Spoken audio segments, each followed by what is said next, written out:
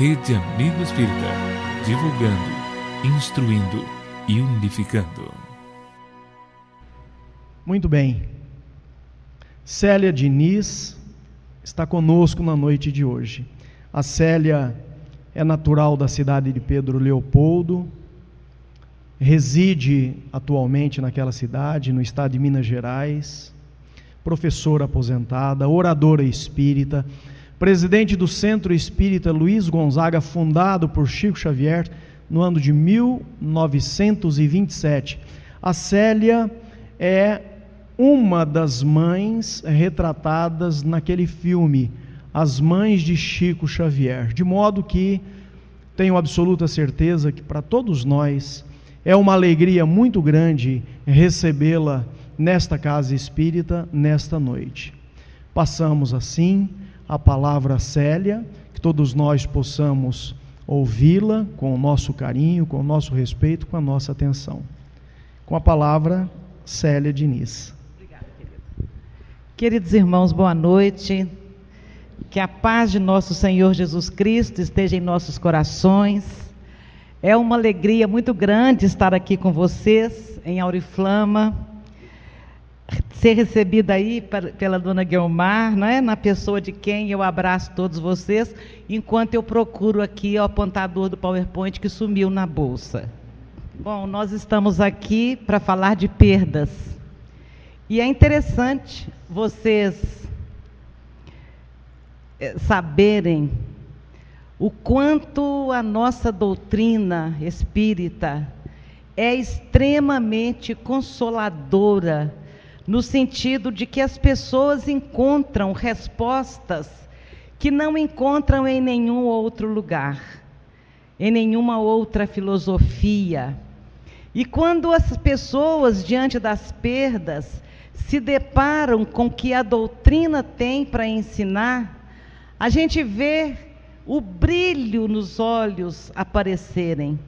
E isso me faz com que eu me dê conta de que nós espíritas chegamos até a ignorar o tamanho do patrimônio espiritual que nós temos acesso, que nós podemos compreender, porque nós acreditamos que à medida que a gente vai estudando a doutrina e compreendendo as leis que regem as nossas vidas nos dois planos, no plano material como no plano espiritual, a gente vai aquietando o coração, vai encontrando respostas, vai sabendo que dentro da nossa busca espiritual, da nossa inquietude espiritual, nós estamos ali no caminho certo, encontrando as respostas. E isso é fantástico. Então eu venho falar de perdas, mas eu já coloco a palavra perdas entre aspas, porque quando a gente coloca uma palavra entre aspas, a gente está contestando o sentido exato que ela tem, e nós estamos querendo dar a esta palavra um outro sentido, porque é estranho a gente chamar de perda a esta suposta ausência e a temporária separação que os nossos entes queridos, que ocorre com eles, quando eles voltam para a pátria espiritual. É estranho chamar de perda a este fenômeno, porque nós podemos perder dinheiro, perder celular, perder relacionamento, perder a juventude física, perder as chaves, perder as coisas. Mas as pessoas que se amam jamais se perdem umas das outras, porque o amor, sendo maior do que tudo, ele é também maior do que a morte. Então, nós conseguimos imaginar que Deus seria demasiadamente cruel se Ele criasse a lei de amor que nos une uns aos outros e depois, logo em seguida, criasse um fenômeno biológico chamado morte, capaz de separar para sempre aquelas pessoas que se amam. Seria um sadismo da parte de Deus. Então, a morte não tem e nunca teve o dom de nos separar daquelas pessoas a quem amamos.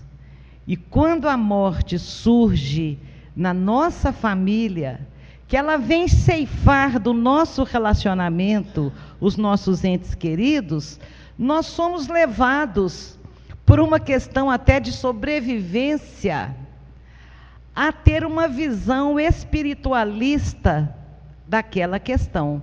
Porque só os pensamentos elevados é que vai nos dar a força para superar tamanha dificuldade. E antes de prosseguir, eu queria saber com quem eu estou falando. Eu estou falando com espíritas que não sofreram ainda, ou espero que nunca, não sofreram grandes perdas, ou eu estou falando com quem já perdeu recentemente? Pessoas enlutadas recentemente. Tem alguém aí? Então eu estou falando na maioria aqui, eu estou falando, Guilmar, para espíritas que querem entender como nós, que já passamos por essa dor, conseguimos superar, não é? Como nós, espíritas, vamos estar preparados para atender fraternalmente alguém que chega com uma dor dessa. Não é assim? Isso é muito bom. É engraçado que quando a assistência tem muitas mães enlutadas, a gente percebe pelo olhar, pelo rosto de cada uma. E eu olhei aqui e não consegui ver ninguém. Agora já percebo uma dor ali, mas porque ela se mostrou de antes. Porque essa dor, ela fica estampada. A gente carrega ela na fisionomia até sem querer. É uma coisa que é tão de alma, tão visceral, que ela aparece no rosto. E a doutrina espírita nos convida a não vermos a morte na visão materialista. Porque é impressionante. Nós somos espiritualistas. Nós acreditamos na imortalidade da alma. Nós somos espíritas e espiritualistas porque acreditamos que estamos aqui só de passagem. Mas muitas das nossas atitudes são ainda atitudes de pessoas que nos dizemos espiritualistas, mas muitas das vezes agimos como se materialistas fôssemos. Então a gente depara com a morte e corre o risco de, na visão materialista, a gente perguntar ou dizer: que pena, fulano tinha a vida inteira pela frente. Ou então a gente lançar indagações mais terríveis: por que a gente tem que morrer? Por que Deus fez as coisas desse jeito, se é tão doloroso?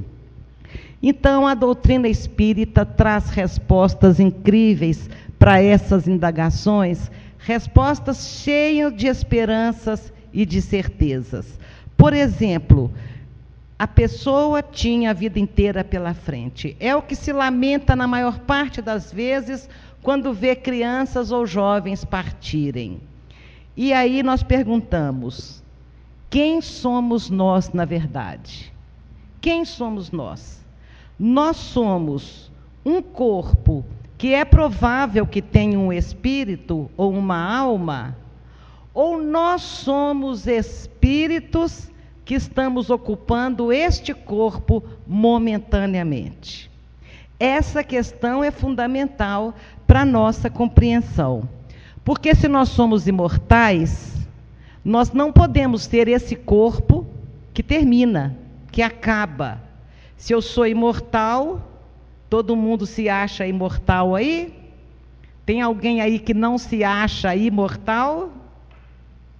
Nós somos imortais. Então, nós somos espírito, essencialmente. Nós não somos esse corpo que termina. Só acaba o que existe o contrário. O que não existe o contrário não acaba nunca. Por exemplo, aqui está claro. Qual é o contrário de claro? Então, a claridade é uma coisa que pode acabar. Aqui está seco. Se eu não derrubar a água, E se eu derrubar a água, como é que vai ficar? Então, vejam, uma superfície seca é uma coisa que acaba, porque ela pode molhar. Um lugar escuro é uma coisa que acaba, porque a luz pode vir. A vida não acaba nunca. Não existe o contrário da palavra vida. Qual é o contrário da palavra vida? Não existe. Vocês estão pensando que é morte, não estão? Alguém pode pensar que morte é o contrário de vida, e morte não é o contrário de vida. Morte é o contrário de quê? De nascimento. Morte é o contrário de encarnação, de uma existência. O contrário de vida não existe.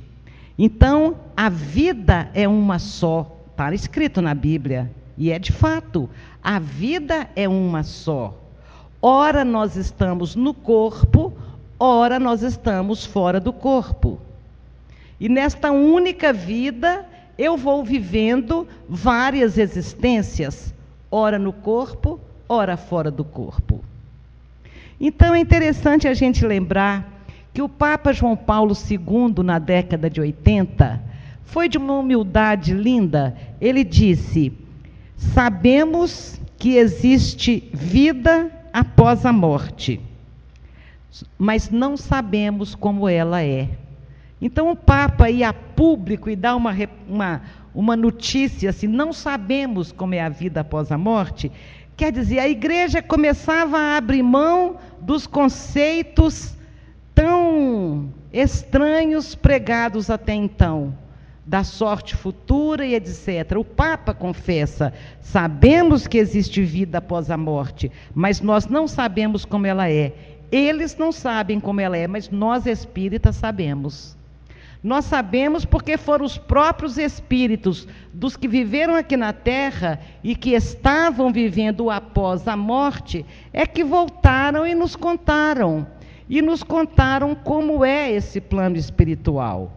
Então a doutrina espírita cumpre essa missão maravilhosa de alargar os limites da vida para muito antes do berço, para muito depois do túmulo.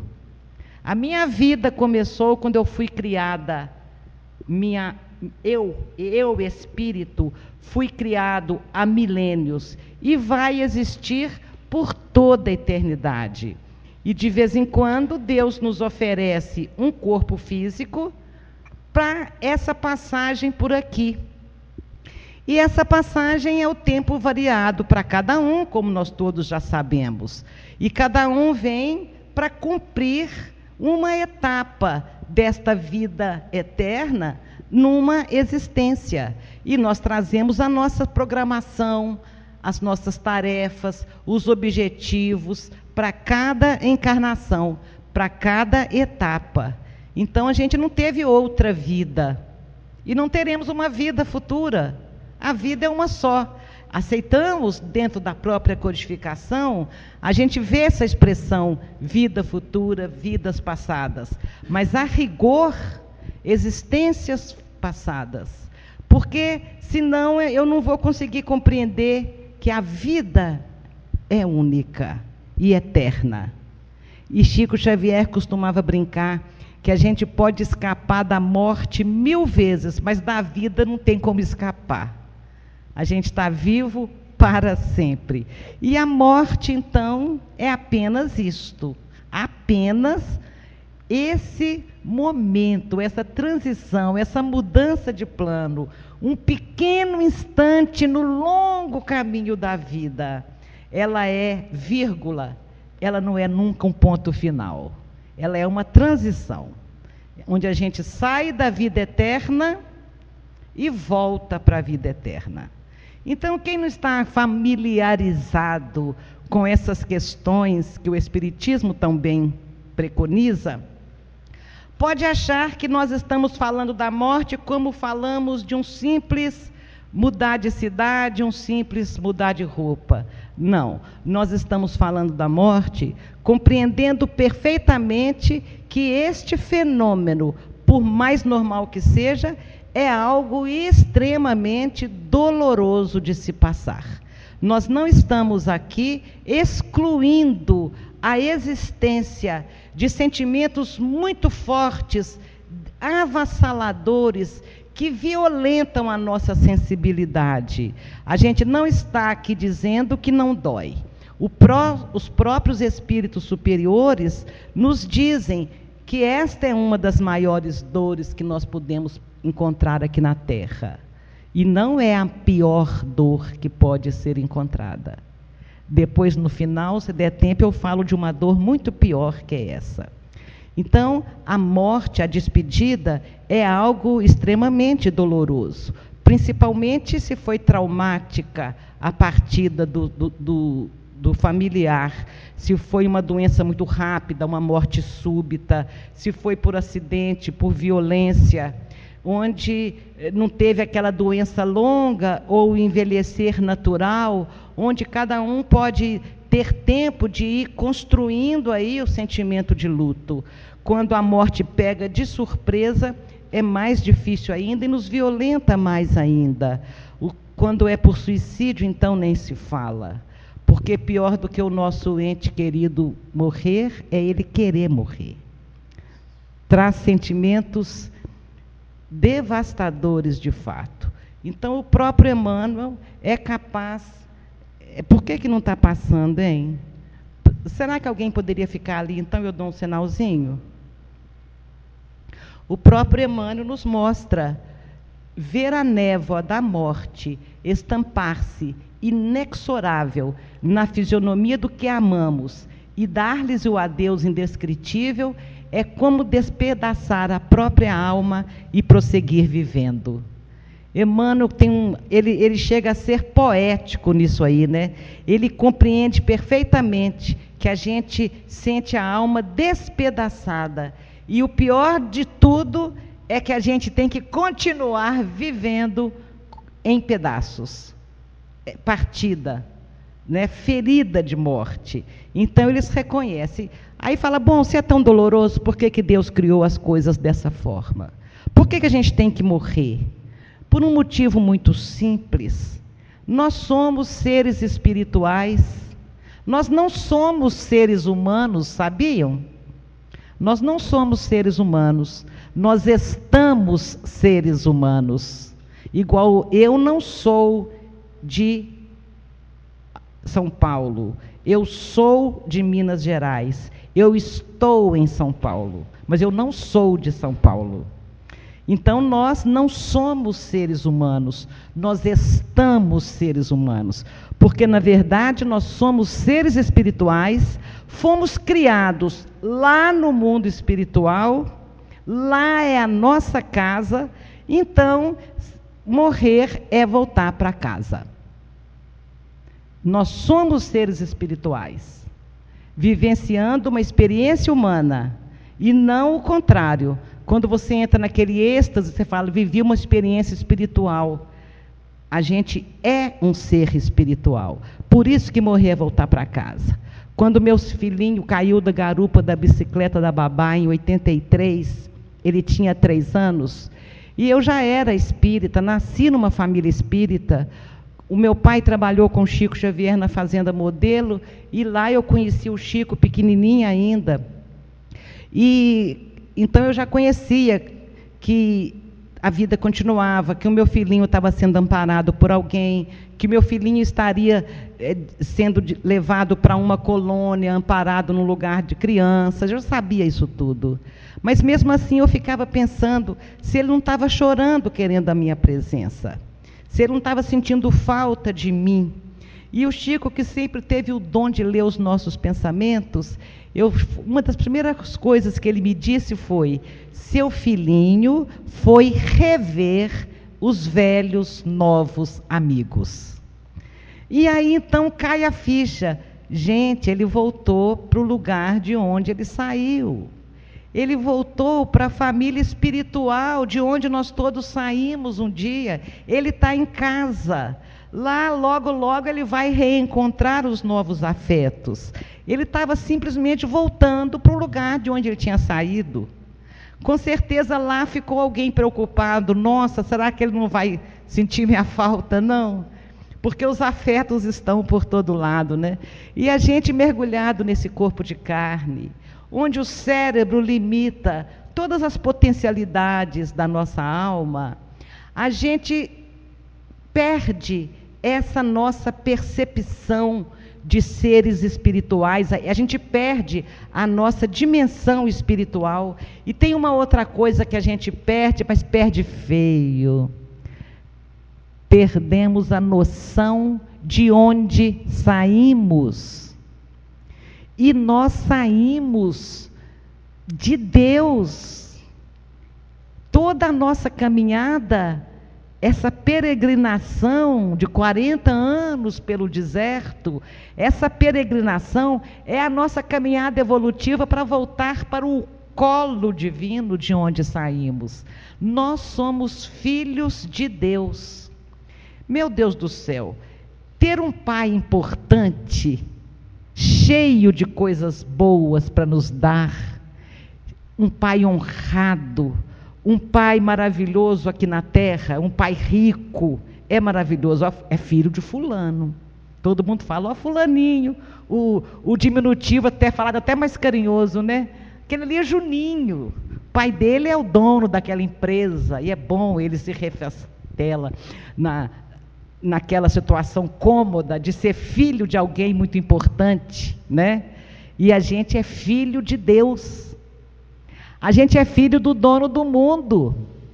E, no entanto, nós não conseguimos nos sentir herdeiros de todas as bênçãos que Deus tem para nos dar. E nós não estamos usufruindo as bênçãos de Deus, que Ele distribui na energia do universo a mancheias, porque nós esquecemos que somos filhos de Deus. Sabe por que a gente esquece? Porque a gente já percebeu, mais ou menos, que a gente não é filho único. E nós temos uma dificuldade enorme de olhar o outro como irmão. E a gente só vai conseguir se inteirar realmente da nossa filiação divina, que somos filhos de Deus, quando a gente conseguir olhar o próximo todos como nossos irmãos. Aí sim, a gente vai sentir as bênçãos de ser filho de Deus. Por enquanto, vivendo cada um para si, a gente vai ter um pouquinho de dificuldade de entender a herança divina que está dentro de nós. É genético, é o DNA divino que corre nas nossas veias espirituais. E é esse DNA divino que os religiosos chamam de centelha divina colocada em nós, está aí meio apagadinha, precisando de desabrochar, deixando desabrochar todas as potencialidades da nossa alma, porque tudo de bom que nós podemos ser, e com certeza seremos, está nesse DNA divino, que faz parte da nossa essência. E estar aqui na Terra hoje é simplesmente no aprendizado de viajar para dentro de si mesmo, para encontrar esta fagulha divina e fazê-la desabrochar. Então, nós estamos aqui na Terra. Deus nos deu um corpo físico para esta viagem e nos deu vários companheiros para viajar conosco. E nós, com esse nosso jeitinho, começamos a taxar esses companheiros de meu pai, minha mãe, meu irmão, meu filho, minha filha. A gente tomou posse dessas vidas, querendo ser os deuses dessas vidas, definindo inclusive que hora que era bom deles voltarem para casa. Se perguntarem qual é a melhor época que você acha para sua mãe morrer, qual a melhor época que você acha que está bom para o seu filho morrer? A resposta é quando? É o quê? Nunca. Porque nós queremos eternizar essas vidas ao nosso lado, como se nós também fôssemos eternos aqui. E nós tomamos posse dessas vidas, chamando de meu, de minha, e perdemos então a noção da verdadeira propriedade. O Evangelho nos ensina o que é nosso, é o que trouxemos, as nossas experiências, o nosso conhecimento, as qualidades morais e os defeitos também. E o que é nosso, o que nós vamos levar ao sair daqui, e nós vamos levar as virtudes que nós tivermos desabrochado no nosso coração, e nós vamos levar o amor que nós despertamos nos companheiros de viagem. Esse amor é maior do que a morte. Só que a gente não pode esquecer que está aqui de passagem.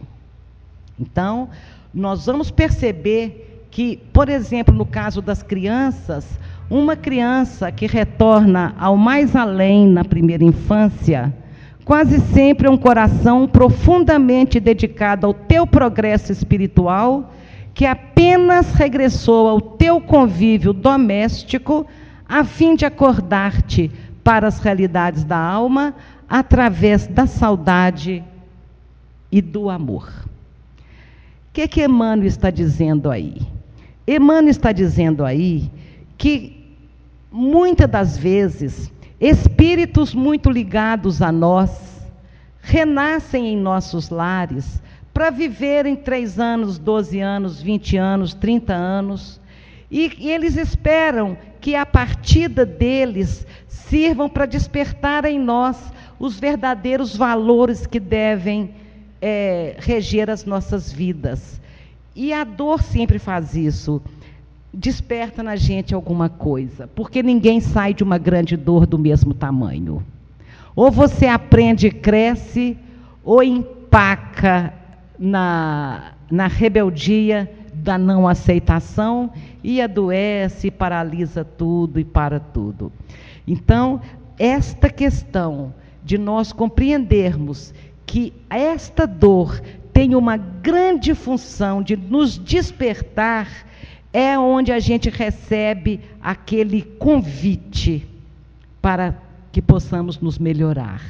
A gente escuta dizer 1000 vezes, a única certeza da vida é a morte. Não, nós temos muitas outras certezas. Nós temos certezas, por exemplo, que nos faz acreditar que um dia todos nós seremos anjo. Alguém tem dúvida disso? Estamos sob a lei do progresso. Então nós todos vamos crescer. Nós temos muitas certezas. A dor passa. O tempo é o mestre das nossas vidas, mas ele é escravo de Deus. Ele é o Senhor das nossas vidas, mas ele é o escravo de Deus. E Deus usa o tempo para que tudo vá se ajeitando. E nós, quando estamos no plano espiritual, fazemos o nosso planejamento reencarnatório. Levante para mim só o dedo assim, para eu me situar. Se todos vocês já leram alguma coisa a respeito de planejamento reencarnatório. Ok, vamos situar rapidinho. Está lá, eu vou falar a grosso modo, vou falar rapidinho, depois vocês vão atrás da Guiomar e peçam ela livro que explique melhor a situação. Por exemplo, Entre a Terra e o Céu, a série André Luiz e o próprio Kardec, né? Planejamento reencarnatório. Está lá a família espiritual. O espírito que ia chamar Aguinaldo estava lá, o espírito que ia chamar Célia estava lá, e o espírito que ia chamar Rangel estava lá. Mentores mais evoluídos que nós nos reuniu e disse: Rangel precisa nascer para ficar apenas 3 anos no corpo físico. E ele precisa de um pai e de uma mãe. Você, Célia, tem resgates terríveis para realizar. Você, através dessa dor, pode conseguir aí abater alguma coisa na contabilidade divina. E você, Aguinaldo, tem muito o que aprender também através da perda. Vocês aceitam serem os pais de Rangel na próxima existência? E a gente, por amor, nós três nos amávamos, então a gente diz, aceitamos. Porque quando a gente está lá na dimensão espiritual, como é que é o planejamento? O planejamento ele vai, fica 3 anos, você fica 80, você fica 90, e depois vocês encontram aqui de novo. E a gente fala, ok, tudo bem. Porque lá, com a noção de eternidade, passar 80 anos aqui é um segundo. E nós perdemos essa noção de eternidade quando estamos mergulhados na carne. E achamos um horror ficar aqui 30, 40 anos após a partida de um filho. Mas isso passa num segundo. Então eu concordei, ele concordou, o menino concordou e nós viemos. Mas esse é só um exemplo, que o caso não foi bem assim. Nós estávamos em Uberaba numa tarde de sábado, almoçando lá com o Chico, e o meu marido tinha uns 4 meses só que o Rangel tinha partido, e meu marido chorava convulsivamente, saiu da mesa do almoço e foi para uma sala. Uma senhora amiga de Chico o acompanhou, penalizada do estado emocional dele, e falou, meu filho, você precisa de se resignar. Você não pode chorar tanto a vida do seu filho, a partida do seu filho. Você tem que se conformar, porque foi você que pediu para passar por essa dor. E Aguinaldo falava, não pedi não. E a dona falava, pediu, você que pediu. E ele não pedia, ele já estava quase batendo na dona lá fora. Chico falou assim comigo, você viu, Aguinaldo está lembrando, não foi ele quem pediu. Eu falei, fui eu? Tipo, se fui, fala baixo, porque senão ele me acerta na volta para casa, né? Fui eu, ele falou, não, foi o filhinho.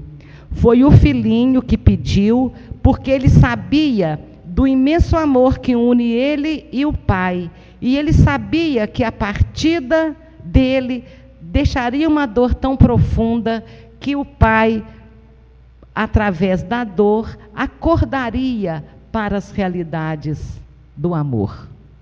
Então, essa era a nossa questão. A gente jamais pode ver a morte como um castigo. Se a gente pensa que a morte é castigo, a gente nunca vai conseguir compreender a lei de Deus.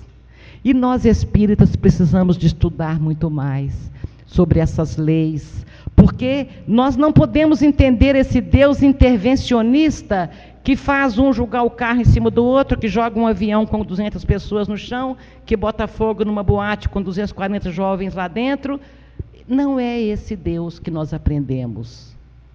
Não é o Deus que uma mãe, para ser consolada, está lá, o filho, infelizmente, abusou do álcool, pegou um carro, bateu e se foi, e chega um espírita para consolar, dizendo, foi Deus quem quis. Não foi. Foram escolhas nossas mesmas, desta existência ou de outra. E eu falo isso com todo respeito pela dor de alguém que possa ter passado por esse tipo de perda, porque nós estávamos em Uberaba também, e 4 jovens de uma mesma família perderam a vida numa noite no trevo de entrada da cidade. Foi uma comoção na cidade, todos eram de família conhecida lá e tal. E uma senhora perguntou para Chico, Chico, estava escrito, esses jovens renasceram para irem embora dessa forma? E Chico falou, não, isso aí se chama karma imediato. Fez o plantio inadequado e colheu imediatamente o resultado. Então, nós todos plantamos no ontem, ou no anteontem, ou no de manhã, e uma coisa é certa, somos herdeiros de nós mesmos. Então tem essa questão do karma imediato. Eu vim para aqui para infartar aos 70 anos e ir embora? Não, eu vim para ficar 80 e tantos. Mas eu fiz alimentação inadequada, eu me estressei ao máximo, esgotei todas as minhas forças no trabalho, eu tive tantos momentos de cólera, e em cada uma delas eu fui queimando o meu fluido vital. Fluido vital é o combustível que você tem para atravessar 80 anos aqui na Terra. Se você queima ele indevidamente, é como se você tivesse uma gasolina no carro para ir daqui a Jales e desse voltas e voltas e voltas e voltas. a gasolina acaba antes de você chegar no destino final. Assim é o nosso fluido vital. Nós podemos acabar com ele. É por isso que em Missionários da Luz, André Luiz fala com alguém: vá para a sua encarnação e não volte aqui antes dos 70 anos, para que você seja um completista. E completista é aquele que conseguiu se manter vivo no corpo o tempo que veio para ficar. E, consequentemente, que também conseguiu cumprir a programação que trouxe para cumprir. Mas essa é uma questão muito interessante da gente imaginar quando a gente vai começar a dizer que foi Deus quem quis. Então, vejam, eu falei da questão da boate que pegou fogo, eu falei da questão, os mesmos jovens que se tivessem numa balada, tivessem indo para casa de madrugada, e um outro motorista colhesse aquele carro, e tragicamente todos tivessem partido naquela hora, era provável que aí sim uma programação se cumpria. Quando o outro causa, é uma programação, mas quando você mesmo causa, dificilmente a gente vai conseguir enxergar isso como uma coisa que estava planejada. Uma coisa é certa: ninguém renasceu para matar o outro. Ninguém renasceu para dar um tiro, ninguém renasceu para atropelar e matar. Porque ninguém renasce com karma negativo. A gente renasce com a programação de fazer plantios bons. Então, Deus sabe que no mau uso do nosso livre-arbítrio, nós vamos nos matar uns aos outros. E então Ele só cuida para que esse desatino alcance aquela pessoa que tinha programação para viver só até ali, aquela pessoa que trouxe programação para ter aquele gênero de morte. Acreditamos piamente que Deus está tomando conta de tudo. Porque se nós tirarmos um só dos atributos de Deus, Ele deixa de ser Deus. Então, se Ele não for onisciente, para saber tudo que passa em todos os lugares, Ele não é Deus. Se Ele não for onipresente, para estar em todos os lugares, Ele não é Deus. Se Ele não for de infinita bondade, infinita misericórdia, de infinita sabedoria, de infinito amor, Ele não é Deus. E Ele, sendo infinito em todas as suas possibilidades, Ele está tomando conta de tudo. E não deixa que uma folha caia de uma árvore sem a permissão dEle. Permissão, e não propriamente vontade. A vontade de Deus é felicidade para todos os filhos, porque nós somos filhos dele. Não tem nenhum pai que quer ver o filho se estrumbicar, porque Deus seria pior pai. Fomos criados para a felicidade, e ao usarmos nosso livre-arbítrio mal, é que nós nos distanciamos desta felicidade. Colheita nossa. E então, um infeliz vai dar um monte de tiro numa comunidade. Tiro para cima. E esse tiro vai cair na cabeça de uma criança dentro de casa. Uma bala perdida. Perdida, mas com o endereço certo. Porque Deus está em todos os lugares. E não existe na justiça divina a pessoa errada, no lugar errado, na hora errada. Ou então Deus não está tomando conta. Certo? Então, o que acontece? Coisas tão esquisitas. Acontecem coisas esquisitas porque Deus sabe que A vai fazer uma maldade muito grande e usa a sincronicidade das forças das coisas que Kardec se refere para colocar ali no rumo quem renasceu com a programação de sair desta vida com desencarne violento. No livro Justiça Divina, psicografia de Chico Xavier, textos de Emmanuel, ele explica que nós, quando estamos no plano espiritual, somos capazes de traçar para nós caminhos extremamente dolorosos, porque nós queremos aplacar a nossa consciência. Emmanuel nos diz que é impossível a gente compreender o tamanho do remorso que a gente chega do lado de lá. E esse remorso corrói a nossa alma de uma forma que a gente só consegue enxergar a cura daquela ferida se a gente imprimir na gente o mesmo desatino que imprimimos nos outros um dia. Por isso que a gente fala, eu quero renascer, e no meu planejamento reencarnatório, eu quero sair da vida de forma violenta.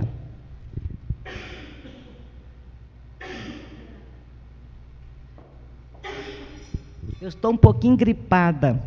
Deu para perceber, né? Não precisa nem avisar.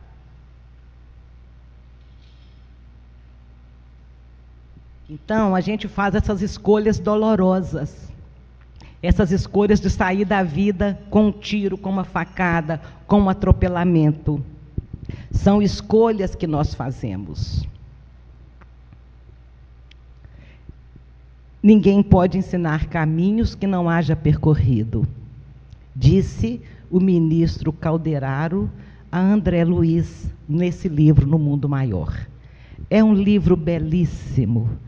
Tem um momento lá que André Luiz escreve o plenilúnio, que é a noite de lua cheia. Até a palavra é bonita, plenilúnio. E André Luiz descreve, e quando eu vejo a lua cheia no céu, eu falo, olha o plenilúnio. Essa lua que está assistindo todos os plantios que eu fiz em toda a minha existência. Ela sabe de tudo que eu já aprontei até hoje.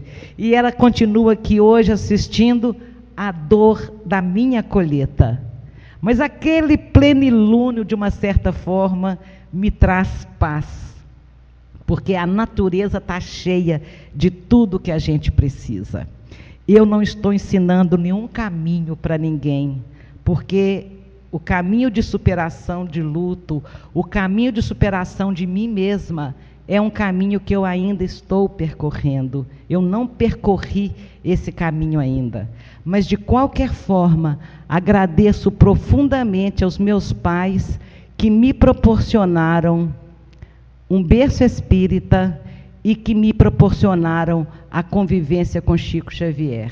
Quando meu pai se vai, aos 66 anos de idade, eu tive um grande ensinamento, uma grande certeza, que tenho levado essas certezas para muitas mães. O Chico nos conta que Dr. Bezerra chegou perto dele em Uberaba e disse, vamos ao hospital em Belo Horizonte, que está na hora de desligar os últimos laços que prendem o corpo do Lico, o perispírito do Lico ao corpo. Vamos lá para ajudar a desligar o Lico. E o meu pai tinha sido atropelado por um caminhão enquanto construía casinhas para os assistidos do centro na periferia da cidade. E o Chico conta que o meu pai sai do corpo assim, a vista meio enovoada, e alguém diz, pai, não está me conhecendo, eu cresci. E meu pai vira e depara-se com a minha irmã Deise, que 7 anos antes, a caçula, aos 9 anos, tinha sido também atropelada por um caminhão. E ali estava a filhinha, esperando por ele na pátria espiritual. Ele abraça a filha. A certeza do reencontro é o que eu passo para todas as pessoas que perderam um ente querido. Todos vamos reencontrar os nossos entes queridos. O meu pai conta na mensagem esse momento, 2 anos depois ele dá uma mensagem, e eu acho tão bonita aquela frase final ali. Lembrei-me que ela também sofreu um peso de um caminhão na separação e chorei, tomado de uma alegria que era sofrimento, e de um sofrimento que se transformava em alegria. Achei que ele sintetizou o momento de uma forma extraordinária. E eu comecei a querer também isso para mim. Quando chegou a minha vez, Chico me disse: seu pai manda te dizer, para você suportar a sua dor com dignidade, que um dia você vai dizer: graças a Deus reencontrei meu filho. E eu sabia que para eu merecer isso, eu precisava de sair dessa existência melhor do que cheguei. E escolhi esse caminho aí. É o caminho que eu estou aprendendo a percorrer, e sei que um dia, na exata combinação entre misericórdia divina e merecimento, nós vamos viver essa indescritível felicidade na pátria espiritual de reencontrar todos os nossos entes queridos. A minha mãe é uma pessoa que me ensinou muito também. Ela tem aí uma mancha na testa. Ela teve, em 1954, uma alergia muito forte a um comprimido chamado Cibalena, e todo o corpo abriu parecendo numa ferida, num eczema. O Chico passava todas as tardes para... Nossa casinha era a 100 metros do escritório do Chico, lá na Fazenda Modelo, e Chico passava para aplicar os passes. Quando curou todo o corpo da minha mãe, ela ficou com aquela mancha e cobrou dele. Queria um peeling. Chico, eu fiquei com uma mancha aqui na testa. E Chico falava: ficou, Maria, para todas as vezes que você se olhar no espelho, você se lembrar que nessa existência você trocou uma lepra por trabalho. Aí a gente cai na questão das escolhas. Para resgatar o passado, ela queria escolher uma lepra. Mas alguém deve ter falado para ela: olha, você vai ter do seu lado alguém que vai te ensinar a fazer isso de outro jeito. Vai ensinar você a resgatar o seu passado pelo amor e não só pelo sofrimento. Foi onde ela, então, trocou a lepra por trabalho. E esta fotografia dela está na minha sala de televisão hoje. Para eu, todas as vezes que eu olhar essa fotografia, eu me lembrar que nesta existência eu nunca vi a minha mãe assistindo televisão de dia, nem sábado e domingo. Ou era costurando, ou era estudando, ou era fazendo alguma coisa. Atendendo alguém, alguma coisa ela estava fazendo. Nunca no Faustão. Nunca nos gugus da vida, nas Ana Maria, nunca, nunca. Nunca vi minha mãe vendo televisão de dia. Então, ela realmente me mostrou a importância das nossas responsabilidades. Eu aprendi muito com ela. Ela tinha uma noção tão extraordinária que a vida continua, tão extraordinária, que quando meu pai se vai, eu encontro a minha mãe muito triste, mais triste que o normal, na casa dela, sentada. Mãe, o que foi hoje que a senhora tem? Ela estava bem mais triste. E eu me lembro, então, que elas, da história deles dois, fazia parte que, quando eram noivos, namorados, dançavam num clube da nossa cidade.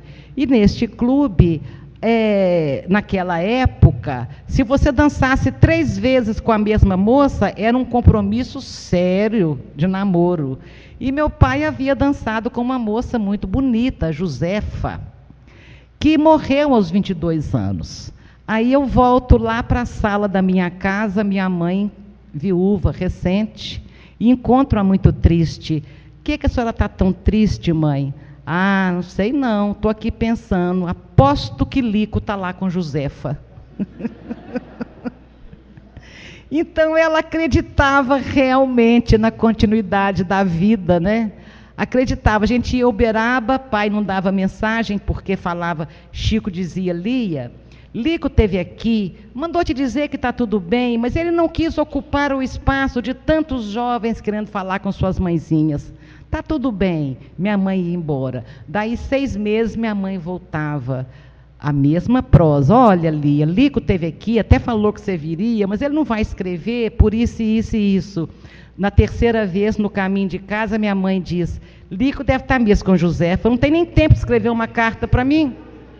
Tá bom. Aí, lá na casa dela, olha a prova de que os nossos entes queridos nos visitam em casa e leem os nossos pensamentos. E levam de nós o que está lá dentro. Levam força, esperança, coragem, ou leva tristeza e revolta. E meu pai dizia, minha mãe em casa orava e dizia: Lico, por que tanto silêncio? Por que tanto silêncio? Finalmente, 2 anos depois, vem meu pai e começa a carta e fala: Lia, para que tanto barulho? Tipo, só morri, né? Só morri daí. Ela era extraordinária. No finalzinho, eu estava maquiando o rosto dela, ela já velhinha, para ela gravar um documentário sobre materializações luminosas, que os espíritos andavam lá no centro. Ela viu isso, ela participou de várias histórias. E ela estava com a carinha ruim. Mãe, não está gostando da maquiagem, não? Quer que tira? Ela: não, minha filha, não é isso, não. Eu estou olhando minha cara aqui, eu já estou um caco. Eu já estou quase indo embora, Lico já remoçou. Ela estava preocupada com a carinha velha que ela ia chegar lá e o espírito vai rejuvenescendo, né? Ela não queria enfrentar essa barra. O certo é que o ciúme era tanto que quando esta carta que eu mostrei aí para vocês, o meu pai termina pedindo ela em casamento de novo e dizendo que estava esperando por ela. A coisa mudou toda, ela mudou o status de viúva para noiva póstuma. Não era a melhor coisa do mundo, não, mas já estava bem melhor do que estava antes. E ela mostrava aquela carta para todo mundo. O Chico me dizia: o seu filhinho hoje é uma alma extremamente agradecida a você, que aceitou dar a ele um corpinho, mesmo que fosse para ficar pouco tempo. O meu filho trouxe um aneurisma que romperia com queda ou sem queda. Por isso que nesse diálogo aí do filme, as pessoas me perguntavam, quando esse filme foi lançado: é verdade que Chico te falou aquilo? Aí é assim, o diálogo aí é assim: você perdoou a babá, não é, minha filha? E eu perdoei a babá. A babá tinha 16 anos, passeou com meu filho na bicicleta grande, desapropriada para carregá-lo, em vez da bicicleta própria para criança, para conduzir uma criança. E ela falava para mim: eu matei seu filho, você me perdoa? Eu matei seu filho. Eu: não matou, pelo amor de Deus, Sonzinha, vai olhar os outros 2. E ela insistindo no perdão, eu concedi o perdão que não precisava e falei com ela: olha, você não é responsável pela morte do meu filho. Você é responsável pela queda. Ele poderia não ter morrido de uma quedinha tão boba. Tira isso da sua cabeça, você não é responsável pela morte. Chega em Uberaba e o Chico me diz: perdoou a babá, né, minha filha? Sem nem perguntar nada, ele sabia de tudo. E eu, olhando nos olhos dele, disse: perdoei, Chico. Para ele, eu queria que ele entendesse que eu sabia que não era uma questão de perdão. Aí ele responde assim para mim: você acha que fez muito por tê-la perdoado? Você deveria ter agradecido que foi dos braços dela que ele caiu e não dos seus. Nem você, nem seu marido suportaria o remorso. Olha o outro lado do perdão. A gente pensa que está perdoando alguém, quando na verdade nós deveríamos estar agradecendo. Encontrei em Aracaju uma médica destruída em culpa, porque a única noite que ela não buscou a filha na balada, a menina, autorizada por ela, pegou carona com o namoradinho, ele bateu o carro, a menina morreu. E eu encontrei essa médica, ela dizia: se eu tivesse ido, isso não teria acontecido. Olha a nossa prepotência, do tamanho que é. A gente acha que a gente pode evitar a morte do filho. Isso é tão forte que a gente culpa a gente, ou culpa o pai, ou culpa o médico, ou culpa Deus. Você culpa alguém. Você culpa alguém. E muitas mães se culpam. E essa médica se culpava. E eu contei para ela essa minha história e disse: estava na vez da sua filha partir, estava na hora da sua filha partir. Se você tivesse ido buscar, você que teria provocado o acidente, porque era uma escolha. A menina escolheu sair da vida assim, parece, não é? Porque ela estava toda certinha, ela não foi responsável. Ela vai para a balada com consentimento da mãe e volta com o namorado, que era um menino responsável. Deram um azar, levaram uma fechada e o menino bate o carro no poste.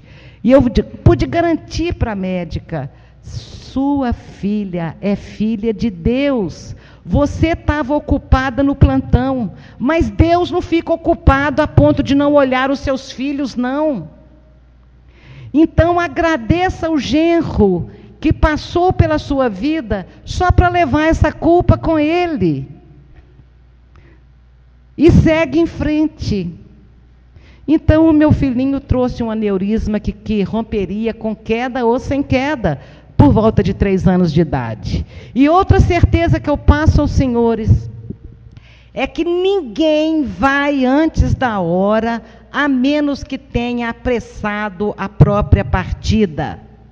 Com suicídiozinhos de cada dia, através da cólera, da má alimentação, conforme a gente já colocou, com suicídiozinhos de cada dia, nós podemos abreviar o nosso tempo. Mas ninguém vai antes da hora, porque Deus não permite.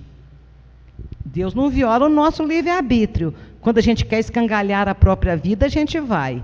Mas se a gente está cuidando tudo certinho, não vai não. Porque, vejam, na minha sala de televisão tinham 14 almofadas. Desculpa, ele fica doido comigo. Com a minha atitude.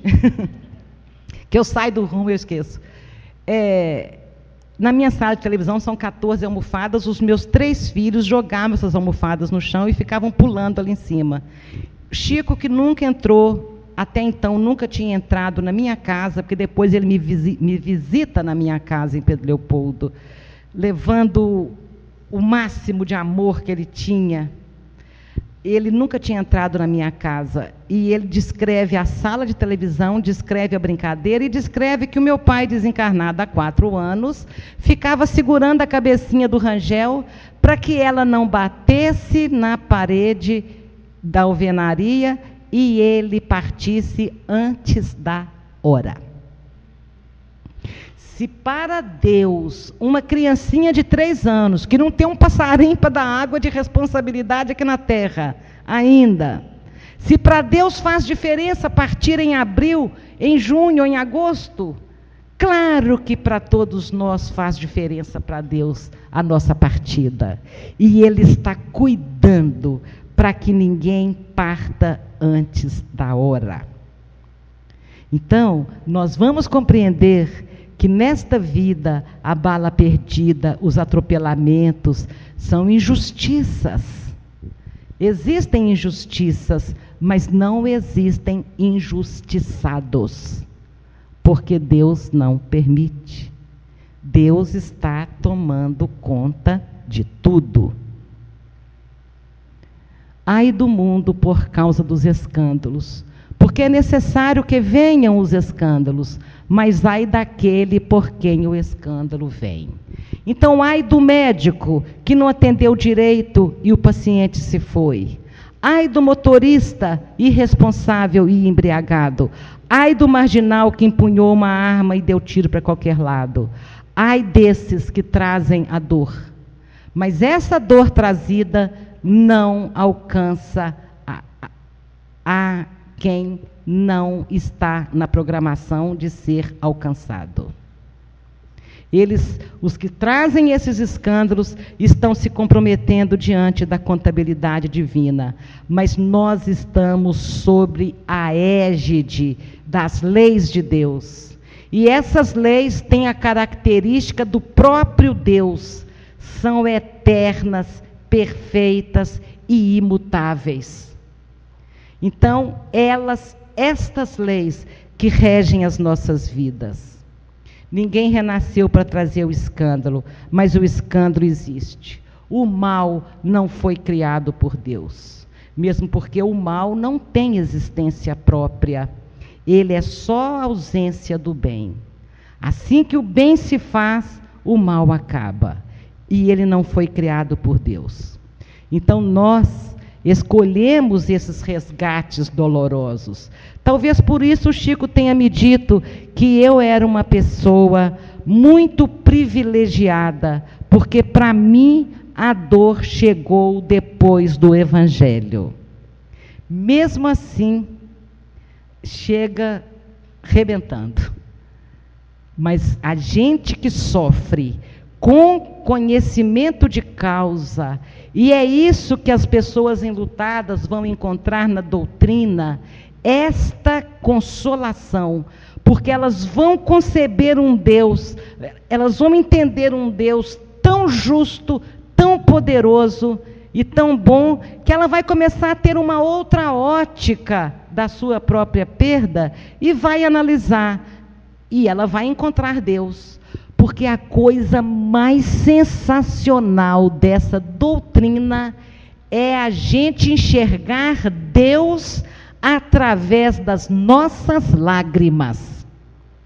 Porque a gente só vê Deus na vida da gente assim: Deus foi tão bom para mim outro dia, como se ele não fosse bom os dias todos. Deus foi tão bom para mim que eu consegui a vaga no estacionamento assim que eu cheguei. Deus foi tão bom para mim que meu filho passou no vestibular na Federal. Deus foi tão bom para mim. Deus é bom para a gente sempre. Só que nós usamos o nosso livre-arbítrio e temos colheitas complicadas para fazer. Por isso, tudo se complica para cima de nós. Eu pensei que eu tivesse aprendido tudo que a morte de um filho tem para ensinar. E não. Em 2006, uma dengue hemorrágica levou a minha filhinha de 27 anos. Foi uma perda totalmente diferente da outra, porque a Mariana Rangel estava com 3 anos. A reencarnação não estava totalmente consolidada. Kardec nos ensina que é aos 7 anos que se consolida realmente o processo reencarnatório. Então, para Rangel chegar na vida e sair da vida foi leve e suave. Mariana não. Mariana tinha 27 anos, tinha ficado noiva, tinha sido promovida no emprego, estava transferida para o Rio e uma dengue hemorrágica acolheu assim no auge da materialidade da vida. E eu precisava de compreender aquela partida e não lamentar, porque os nossos corações estavam ligados demais, e no meu coração ela não poderia encontrar nem um segundo, eu pensando: que pena, filhinha, você tinha a vida inteira pela frente. Que pena, querida, que você não está mais aqui. Então o meu esforço foi sobre-humano, porque eu precisava de dizer a ela: segue em frente, querida. A mesma força que você teve para vencer até agora, você vai ter para se adaptar de novo aí na sua vida. Segue em frente. Está tudo certo, você é uma menina forte, eu também sou, e nós duas vamos dar conta dessa separação. E eu precisava de mandar isso para ela. Eu tive um desafio enorme, não morrer de tristeza. Porque a gente, se entrega a uma dor, a gente morre com uma doença oportunista que acontece quando o organismo está debilitado, porque a tristeza profunda afeta o nosso sistema imunológico, acabando com as defesas do nosso corpo. Então eu precisava de não morrer de tristeza, através de uma doença oportunista que chegasse. E aí, tá bom, eu precisava de aprender. Eu precisava de aprender que somos todos filhos de Deus. Eu precisava de aprender que aquela não era a minha filha, era a filha de Deus. Eu precisava de aprender o verdadeiro amor, porque é muito fácil amar uma menina linda que chega, amar menino feio que chega, porque não tem filho feio para os olhos da mãe. É muito fácil amar o filho que chega, até os animais o fazem. Mas o verdadeiro amor a gente aprende na hora de entregar de volta, que é o amor que não quer a presença, é o amor que não quer que satisfaça as necessidades nossas, é o amor doação.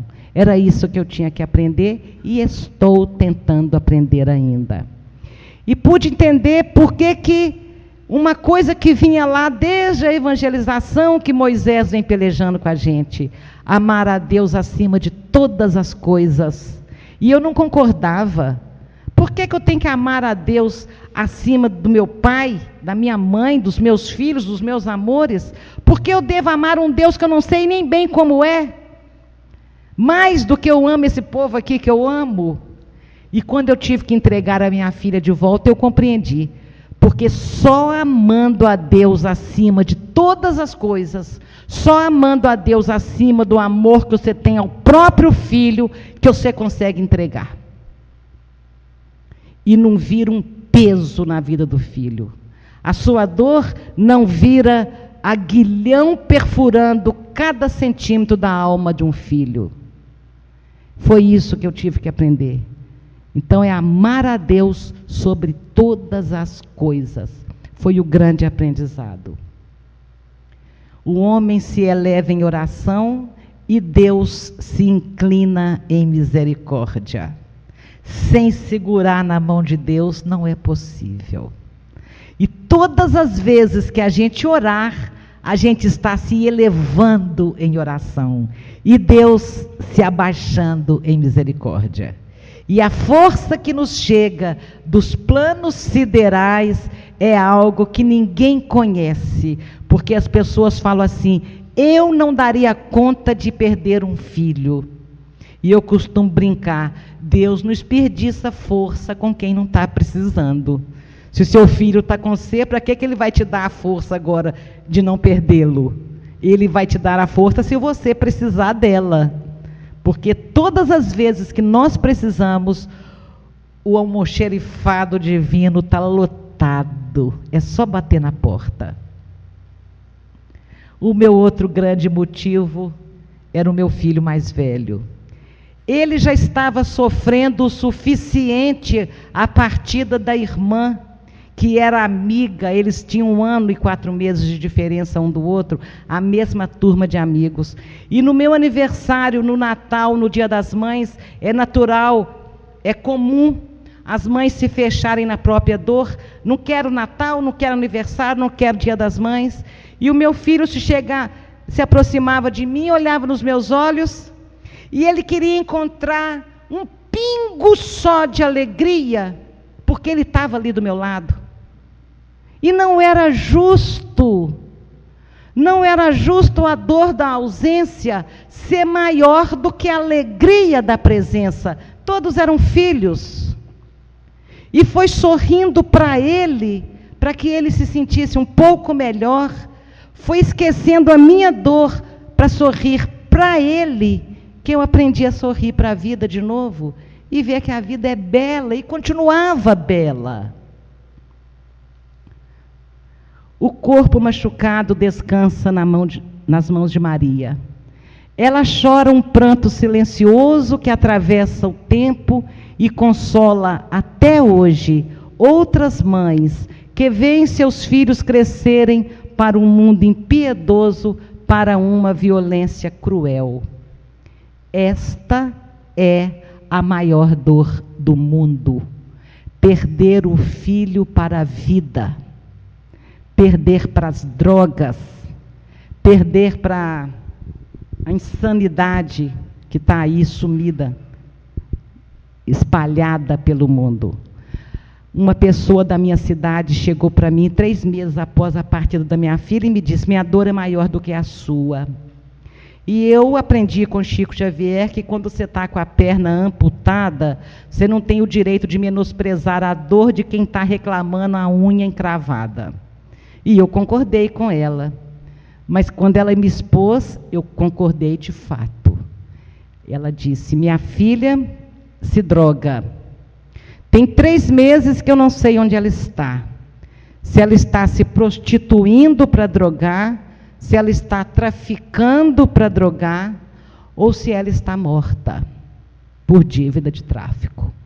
Eu não sei onde está minha filha há 3 meses, e você sabe onde está a sua. A dor dela era muito maior. Eu sei onde está a minha filha. Muito melhor do que se estivesse aqui comigo, porque ela está com Deus. Que Jesus nos abençoe e que Nossa Senhora nos ampare a todos. Muito obrigada.